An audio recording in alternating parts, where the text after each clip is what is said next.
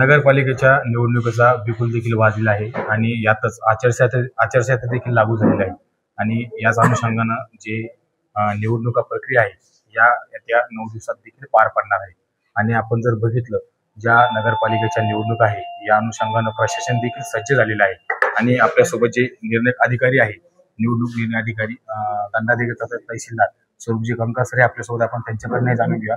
Sir नमस्कार. ज्या निवडणुकीचा बिगुल वाजलेला आहे आणि याच अनुषंगानं आपण प्रशासन मार्फत कशी तयारी करण्यात आली आहे?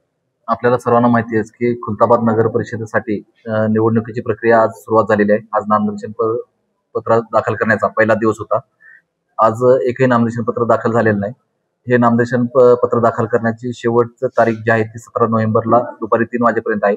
या ठिकाणी आपण उमेदवारांच्या सोयीसाठी त्यांना नामनिर्देशन पत्र भरण्यासाठी एक सहायता कक्ष निर्माण केलेला आहे. नामनिर्देशन पत्र भरताना काही अडचणी येत असतील, काही कागदपत्र येत असतील तर त्यासाठी आपण व्यवस्था करण्यात आलेली आहे. तसेच या उमेदवारांनी परिपूर्ण नामनिर्देशन पत्र या कालावधीमध्ये आपण दाखल करावे. नक्कीच सर. आणि एकीकडे जर बघितलं जो मतदारांचा टक्का आहे तो वाढवण्यासाठी प्रशासनाने कुठली मोहीम राबवली आहे का?